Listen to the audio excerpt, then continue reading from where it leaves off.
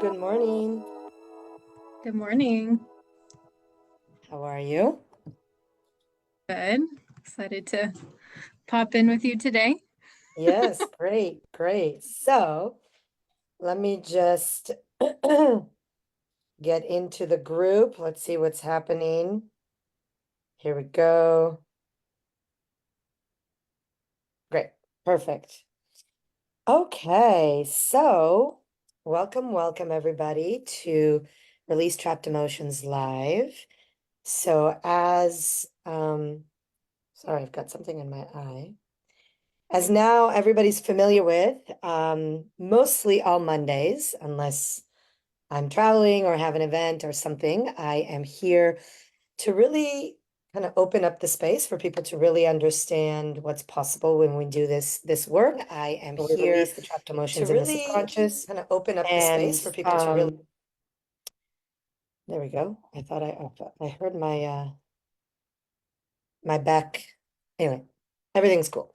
So it's really an opportunity to just see what we're holding on to in the subconscious unconsciously, right? Because if we were conscious about it, we wouldn't have patterns, we wouldn't have issues that we're trying to resolve, we wouldn't maybe not achieve the things that we want, have the life experience that we want, right? So this is just a way for us to open up to the space. So as usual, we are going to kind of chat a little bit about what trapped emotions are, how they happen, what do they mean? And then Elizabeth here, who's one of my clients, she has volunteered this morning to have her release here in the group for today. So we'll go in, and if it's okay with you, Elizabeth, we'll just kind of continue the work that we've already been doing.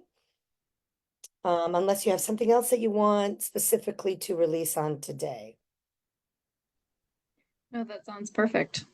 I know we were just chatting in email about something to release soon, so maybe we can work on that. Yeah. So looking at our notes, the last thing that we were releasing on was what's blocking from making yourself visible, but we can work on the other topic as well. Just think while I'm kind of sharing with the audience a little bit about what we're about to do and what are trapped emotions, maybe you can think about a short phrase on how you would want to state that, so that then we can go right into releasing. Okay. Okay, can you clarify that real quick for me of a phrase or a sentence? Yeah, so you know how last time we said, okay, we worked on releasing what's blocking you from making you visible. So then we just need like that short type of a phrase. Question, like a question. Topic. Okay. And it's what is real for you. So what is the thing that gets you that either has you most triggered or that speaks to you the most, the wording, because the wording is important. For those of you watching, the way that we word things is super important, because when we're doing this work, we're tapping into the innate intelligence of the body. Body already knows. So we want to be really super clear. So the wording is specific, that the person that we're doing the release for, it speaks to them, that it resonates for them, that it's got either a trigger or they have some energy around it, because then that tells us that we're on the right track. And then the body will respond in turn with information and responses. Make sense? So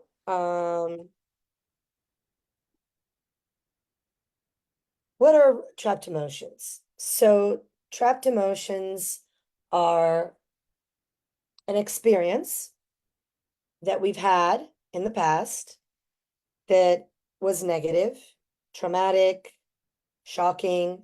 There was some sort of negative emotion that was experienced during that life experience. It could be in a situation, it could be with an individual, it could be also just something within the self, that the person is either not able to resolve on their own. They've maybe have been in shock. There's been some trauma around. They just cannot understand, right? Maybe it happened at a young enough age that cognitive abilities weren't fully developed yet. Therefore, then, the child wasn't really capable to understand what was happening. So they imprinted the experience in a certain way that then got trapped in the subconscious. So trapped emotions are this energetic imprint in the cell at the subconscious level that has this energetic imprint of a disempowering and negative conversation that we made up at the time. So for example, I can tell you one of the things that happened for me at a young age, not a child age, but still young, around, I'm going to say 17, 16, 17, 17, 17. Had a really bad breakup with my high school sweetheart. And it was unexpected. Obviously, I think he was like my second boyfriend at the time. So I didn't really know what the hell I was doing.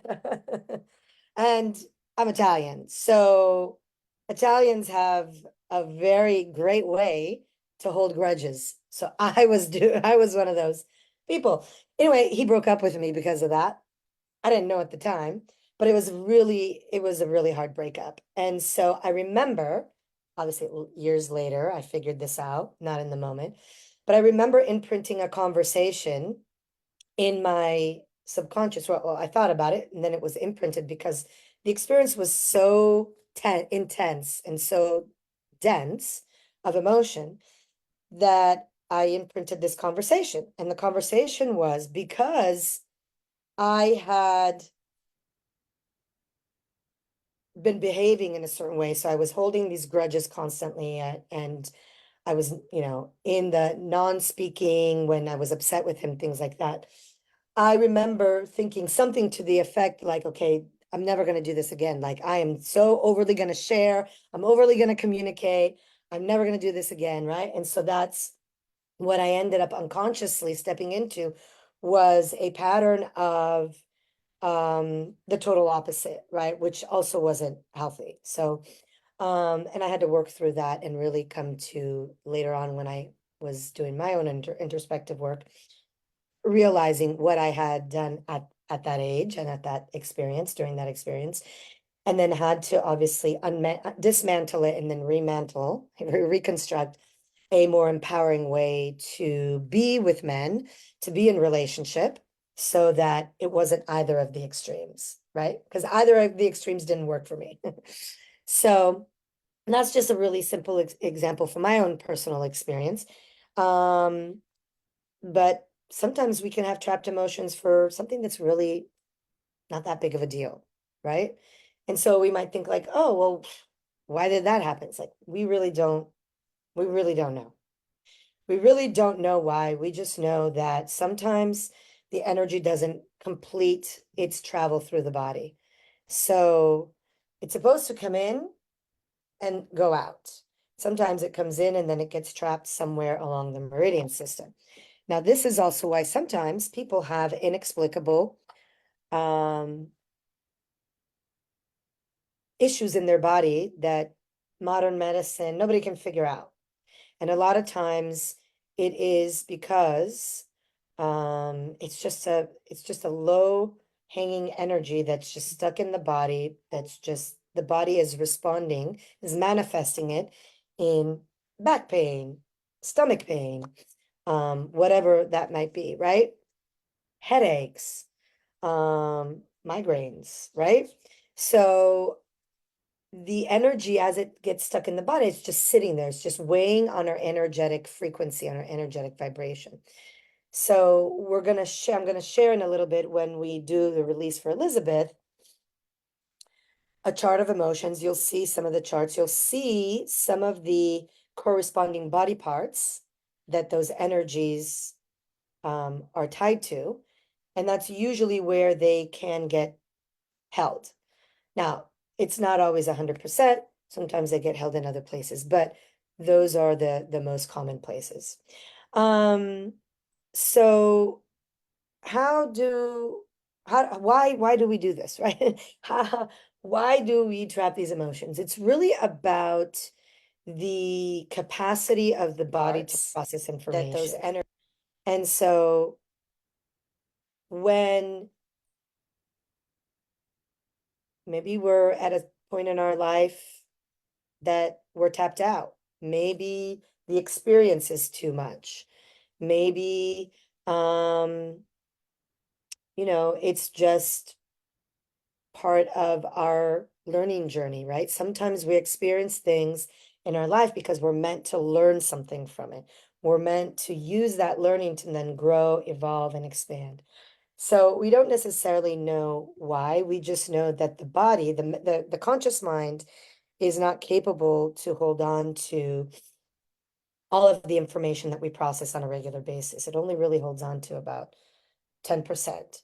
The other 90% is stored in the subconscious, and that's where we hold a lot of our memory information, a lot of our patterned information, and the heart is the seat of the subconscious. So everything that we really hold on a subconscious level is really held around the heart space. I don't know if you've ever felt a situation where maybe you've heard something, you've been in the middle of a certain situation, something has happened to you, and you feel that clenching of the heart or that heaviness weighing of the heart. That is what we're talking about. Or have you ever read an article about heart transplant patients that all of a sudden they have memories that they never lived, right? Or they have now new inclination to new experiences, new things, new liking patterns, right? That's because the information is held around the heart space. In fact, a lot of the times that some of these trapped emotions become heart walls. And so a heart wall is just a trapped emotion that has created this energetic wall around the heart so that certain things cannot come in. So we are actually repelling things. We're repelling connection. We're repelling intimacy. We're repelling abundance. We're repelling healing. We're repelling really lots of things because we've built a certain experience because of the trapped emotion has created this energetic heart wall. So in a moment, let me just check. Yeah, similar to heart math. Yes. Lots, Christina. I'm just checking the comments here. Yeah, in fact, in the heart math modality, they were able to actually prove and understand that the heart has an electromagnetic field that spans your arm's length, your opened arm's length, right? And that in that electromagnetic field, we carry information, right? Have you ever been like you met someone and you kind of get the heebie-jeebies, like, oh, I don't, I don't want to be near that person, right? Or another person where you feel total connection, total attraction to, right? That's because you're experiencing their energetic field, and that energetic field is part of the electromagnetic field of the heart. So, yes, they did. They brought science to it. Love it too.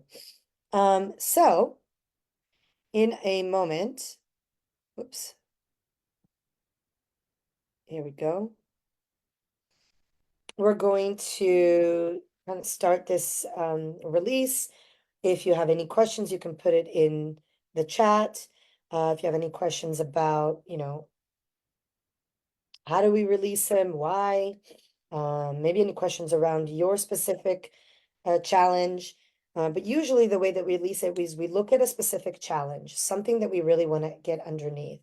And then we ask the subconscious through muscle testing, otherwise known as kinesiology, to really give us the answers in a yes or no format. And as we find the answers, we'll find out the trapped emotion, we'll find out the age, and then we'll just kind of have a recollection of what happened, and then we'll take it from there. You'll see what we'll do in a moment.